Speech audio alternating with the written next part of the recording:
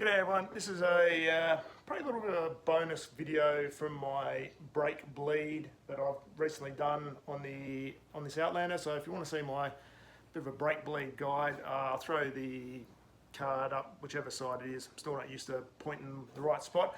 But as I mentioned in that video, it's recommended to do your clutch as well if you have a manual. Now this being the 2.4 manual, obviously has a clutch bleed, so I'll show you where that is and the easiest way to do it.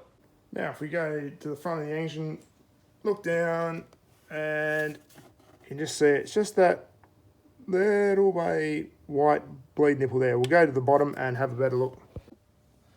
Alright, so now you can see it a bit easier. So here's the bleed nipple here. Now I've just used a 14mm that I've just cut down so it's nice and stumpy. You can sort of swing it around nice and easily.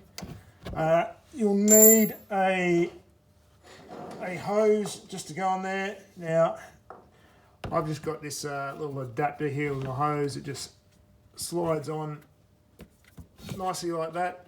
So basically what you'll need to do, get somebody to press down on the brake pedal, spin this around to the top, let the fluid flow out, close it, then release the clutch. So you'll need to do that several times in order to get clear fluid out. Now my first attempt on this, I have used my vacuum bleeder and that has sucked fluid through real quick and probably a little bit too quick. And I say too quick because here at the reservoir, that there is going down to your master cylinder for the clutch. Now that level is sort of up there and I sucked air in pretty quickly. And from experience, let me tell you, you do not want to suck air into that system. I had an absolute bastard of a time to try and get that to bleed up properly. Look, I tried vacuum and could get good flow of brake fluid through. Unfortunately, it wasn't enough for the clutch to do its thing. So I ended up filling up this with new brake fluid, turning it upside down, hooking that onto the bleed, and using my vac pump on pressure to basically pressurise the system from the bottom and push fluid up.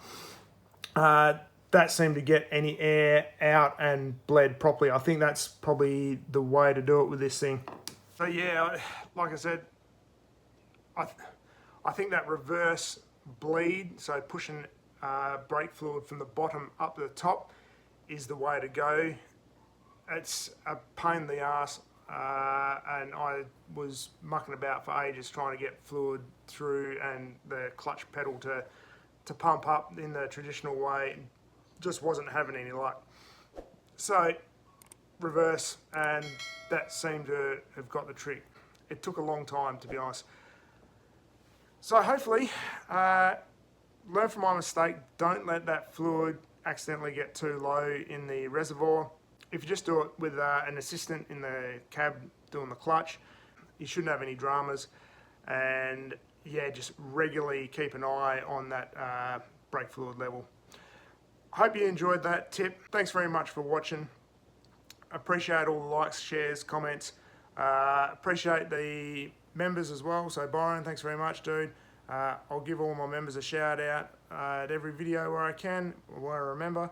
And they also get lots of extra videos and blooper reels and all that sort of stuff. So if you're keen on all that, go over and join the members. It's pretty cheap, less than a cup of coffee a week or a month. So yeah, hopefully I'll see you there, and take it easy, people.